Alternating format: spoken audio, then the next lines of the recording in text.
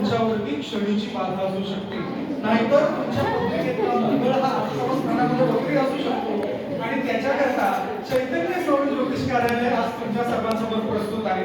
मग जीवनातल्या कोणत्याही अडचणी असू दे, अगदी विवाहामध्ये किंवा करिअरमध्ये, नव्हे तर करिअरच्या पुढेही तुम्हाला जर तुमचा संसार सुव्यवस्थित करायचा असेल तर याच्याकरता आमची चैतन्य स्वामी ज्योतिष कार्यालय ही संस्था तुमच्याकरता नेहमी कार्यरत राहणार आहे. खरंच मंडळी हो, आजकाल प्रत्येक लोक अनेक समस्यांनी ग्रस्त आहेत. कोणाला मुली मिळत नाहीयेत तर कोणाला मिळालेल्या टिकत नाहीये, आणि मिळालेली टिकली तरी लग्न होत नाहीये, आणि जरी लग्न झालं तर तिला बाळ होत नाहीये, आणि जरी बाळ झालं तरी ते ऐकण्यात राहत नाहीये. अशा विविध समस्यांवरती उपाययोजना जर करायच्या असतील तर आमचं हे चैतन्य स्वामी ज्योतिष कार्यालय हे तुमच्याकरता एकमेव रामबाण उपाय आहे. कारण आम्ही तुमचे ग्रह स्पष्ट करतो. मग तुमच्या पत्रिकेतले पूर्वग्रह दूषित असू दे किंवा मग नंतरचे ग्रह दूषित असू दे, पत्रिकेतल्या 9 ग्रहांचं माणसाच्या जीवनावरती वेगवेगळं अर्थ ठरत असतात. आपल्या भूतकाळापासून चालू असलेला वर्तमान आणि नव्हे तर त्या वर्तमानाच्या पुढे तुमचा चालू असणारा भविष्यकाळ या सगळ्यांना स्पष्ट करण्याचं एकमेव ठिकाण. मग तुमची रास मेष असू दे, वृषभ असू दे, मिथुन असू दे किंवा मीन असू दे, अशा कोणत्याही राशी जरी असल्या तरी तुमच्या ग्रहातल्या तुमच्या पत्रिकेतल्या सगळ्या ग्रहांना अगदी लाईनीनुसार लावून देण्याचं काम आम्ही करतो.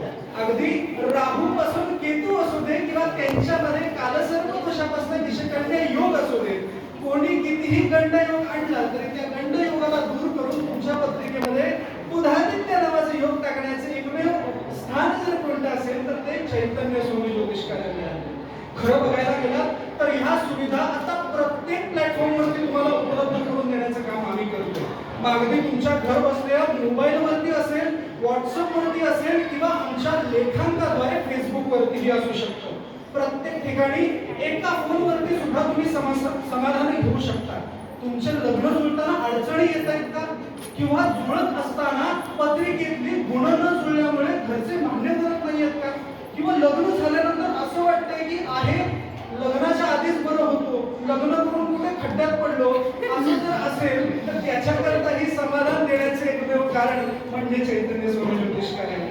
जर खरं बघायला गेलो तर आज संसारामध्ये माणसाला पारिवारिक अडचणींना पारावार उरलेलं नाही, की ज्याच्यामध्ये प्रत्येकाला आपापल्या पती आणि पत्नी या दोघांमध्ये अनेक कलह दिसतात. आणि त्याचं एकमेव कारण असतं ते म्हणजे अननोन पर्सन, ज्याला आपण म्हणतो थर्ड व्यक्ती, त्याचा सुद्धा योग्य न्याय निवडा आणि नायनाट करण्याचे एकमेव स्थान म्हणजे चैतन्य स्वामी ज्योतिष कार्यालय इतकं मात्र नक्की.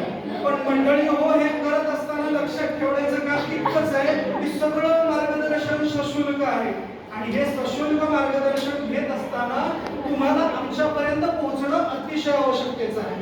मग तुम्ही प्रत्यक्ष किंवा अप्रत्यक्षरित्या फोनद्वारे, ईमेलद्वारे, मेसेजद्वारे, पत्राद्वारे किंवा फोनद्वारे सगळ्याचद्वारे आम्हाला संपर्क करून आमच्या या सेवेचा लाभ घेऊ शकता. होय, ऑफिसचा पत्ता सुद्धा खाली मेन्शन केलेला आहे बरं का.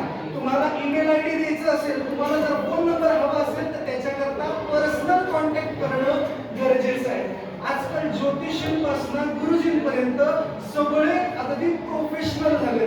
स्वतःचा व्यवसाय सांभाळताना ते सोशल मीडिया सारख्या प्लॅटफॉर्मवरती जर नाही आणला तर त्या व्यवसायाला चालना मिळणार कशी, याच्याकरता चैतन्य स्वामी ज्योतिष कार्यालय हे फक्त एका घरापुरता, ऑफिस पुरता, गाव पुरता मर्यादित राहिलेलं नसून ते आता ऑनलाईन प्लॅटफॉर्मवरती सुद्धा तुम्हाला उपलब्ध झालेलं आहे. ज्याच्यामध्ये पहिली मिळणारी जी मीटिंग आहे, पहिली मिळणारी जी अपॉइंटमेंट आहे ती तुम्हाला फ्री दिली जाते. मग एवढंच काय, तुम्ही आमच्या कार्यालयामध्ये लग्न जुळवण्याकरता जर आलात आणि तुमचं लग्न जर आम्ही जुळवलं तर होणाऱ्या बाळाची पत्रिका सुद्धा अगदी मोफत काढून घेण्याचं एक व्यवस्था म्हणजे चैतन्य स्वामी ज्योतिष कार्यालय आहे. मंडळी हो, तो मुलगा जर वाईट व्यसनांमध्ये लागला किंवा त्या मुलाला एखादी मुलगी जरी आवडली तरी त्या मुलाला लाईनीवरती आणण्याचं काम आमचं ज्योतिष कार्यालय करतं. इतकं मात्र नक्की, कारण ग्रह तुमचे भविष्य ठरवतात आणि तुमचं भविष्य काय ते आम्ही स्पष्ट करतो. आणि मंडळी हो, हे मार्गदर्शन घेत असताना आम्हाला दिलेल्या संपर्कावरती, दिलेल्या ईमेल आयडी वरती जेव्हा तुम्ही संपर्क कराल, जर फोन बिझी लागला तर बुवा दुसऱ्यांबरोबर लागले असा मुळातच विचार करू नका. ते कुठल्यातरी परत फोन केला जाईल आणि फोन केल्यानंतर पहिल्यांदा तुमच्याकडनं बुकिंग अमाऊंट घेऊन त्याच्यानंतर तुम्हाला ती सेवा दिली जाईल. अर्थातच या सेवेचा तुम्ही सर्वजण लाभ घ्याल